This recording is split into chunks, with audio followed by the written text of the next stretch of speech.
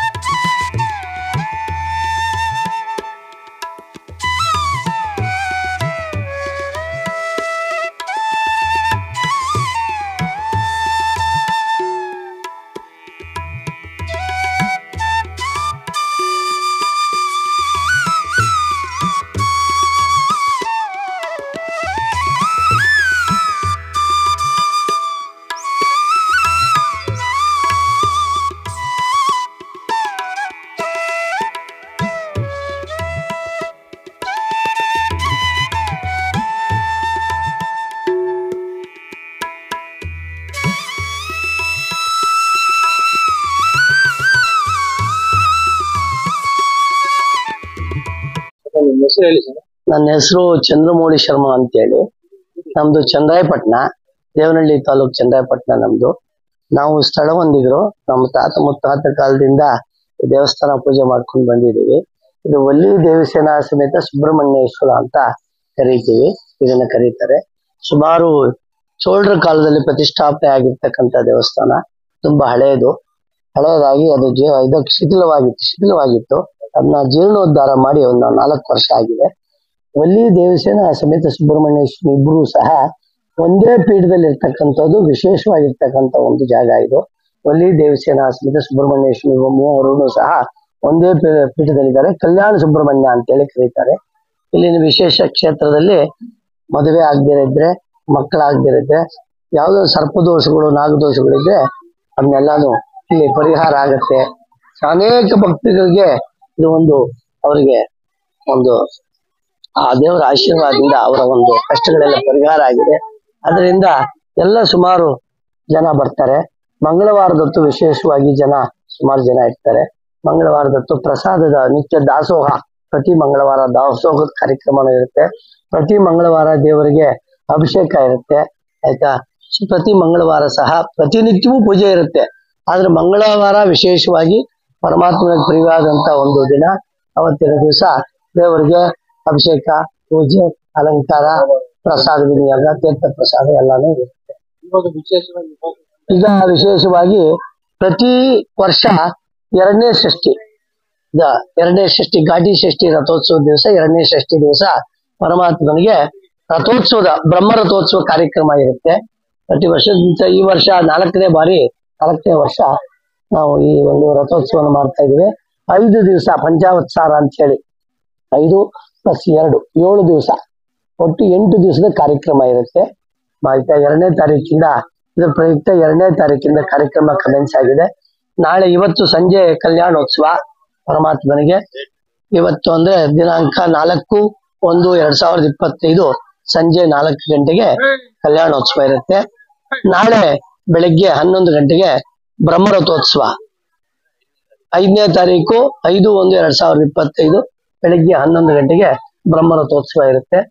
ನಾಳಿದ್ದರಿಂದ ವಸಂತೋತ್ಸವ, ಸೋಮವಾರ ಅಂದ್ರೆ 6ನೇ ತಾರೀಕು ವಸಂತೋತ್ಸವ, 7ನೇ ತಾರೀಕು ಪಿಯೋಲೋತ್ಸವ, 8ನೇ ತಾರೀಕು ಶೈನೋತ್ಸವ ಕಾರ್ಯಕ್ರಮ.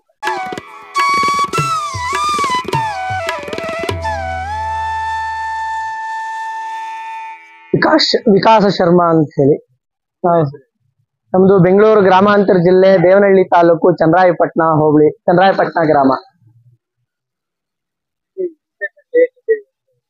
ಶ್ರೀ ವಲ್ಲಿ ದೇವಸೇನಾ ಸಮೇತ ಸುಬ್ರಹ್ಮಣ್ಯೇಶ್ವರ ಸ್ವಾಮಿಯವರ ಕಲ್ಯಾಣ ಬ್ರಹ್ಮರಥೋತ್ಸವ ಪ್ರತಿ ವರ್ಷ ಶುದ್ಧ ಷಷ್ಠಿ ಅಂದ್ರೆ 2ನೇ ಷಷ್ಠಿ, ನಮ್ಮ ಆಡು ಭಾಷೆಯಲ್ಲಿ ಘಾಟಿ ಷಷ್ಠಿ ಅಂತೀವಿ.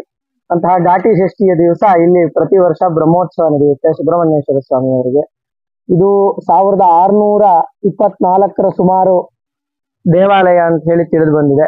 ಆ ಕಾಲಕ್ಕೆ ಹುತ್ತದಲ್ಲಿ ಸಿಕ್ಕಿದಂತಹ ವಿಗ್ರಹಗಳು, ಅಂತಹ ಹುತ್ತದಲ್ಲಿ ಸಿಕ್ಕಿದಂತಹ ವಿಗ್ರಹಗಳು ಚನ್ನೇಗೌಡ ಅನ್ನುವಂತಹ ದಂಪತಿಗಳು ಸಂತಾನಕ್ಕೋಸ್ಕರವಾಗಿ ಸ್ವಾಮಿಯನ್ನ ಹುತ್ತದಿಂದ ತೆಗೆದು ಪ್ರತಿಷ್ಠೆ ಮಾಡಿದರು.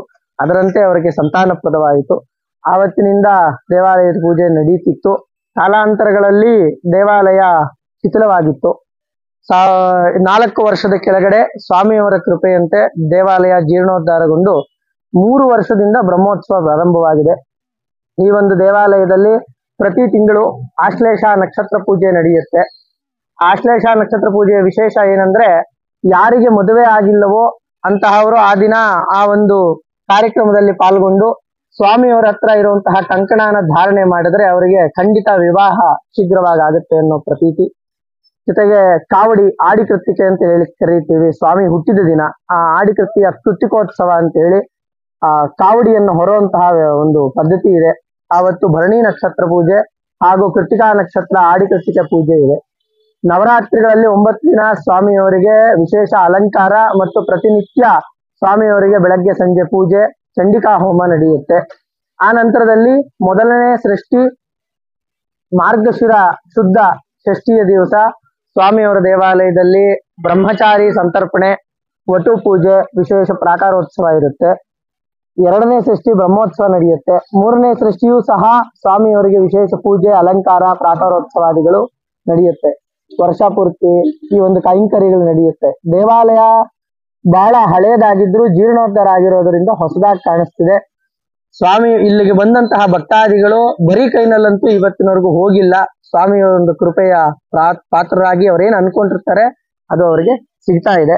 ಅಂತಹ ವಿಶೇಷವಾದಂತಹ ಬಹಳ ಅನಾದಿ ಕಾಲ 1627ರ ಚಿಲ್ಲರೆಯಲ್ಲಿ ಹುತ್ತದಲ್ಲಿದ್ದಂತಹ ವಿಗ್ರಹವನ್ನ ಅವರು ಸಂತಾನಕ್ಕೋಸ್ಕರ ಪ್ರಾರ್ಥನೆ ಮಾಡಿದಾಗ ಸ್ವಾಮಿಯವರೇ ಸ್ವತಃ ನಾನು ಇಲ್ಲಿದ್ದೇನೆ, ನನ್ನನ್ನು ತೆಗೆದು ಪ್ರತಿಷ್ಠೆ ಮಾಡು ಅಂತ ಹೇಳಿ ಅವರೇ ಸ್ವಯಂಭುವಾಗಿ ನಿಂತಹ ಒಂದು ಕ್ಷೇತ್ರ ಇದು.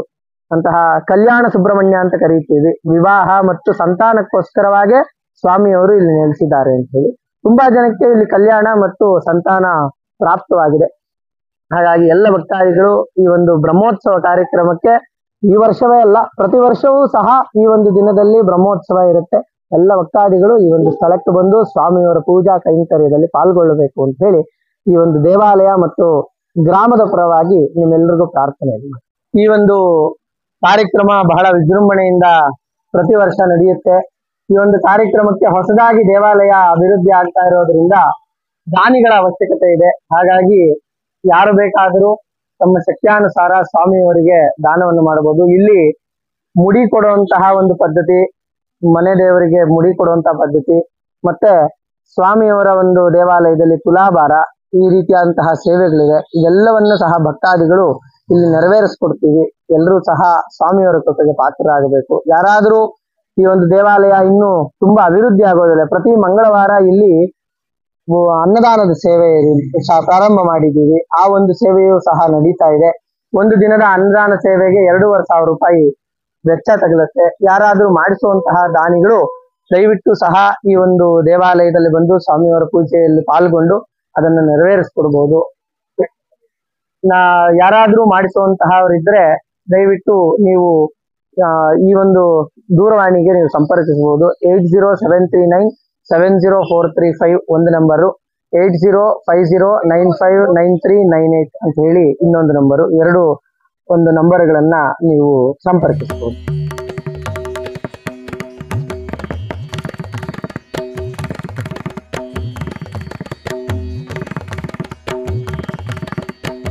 ಈ ವಿಡಿಯೋ ನಿಮಗೆ ಇಷ್ಟವಾದರೆ ನೋಡಿ ಹಾಗೆ ಹೋಗಬೇಡಿ, ಲೈಕ್, ಶೇರ್, ಸಬ್ಸ್ಕ್ರೈಬ್ ಮಾಡಿ. Tata, bye bye, see you next ವಿಡಿಯೋಲಿ ಸಿಗೋಣ. ನನ್ನ ಹೆಸರು ಶಿವಕುಮಾರ್.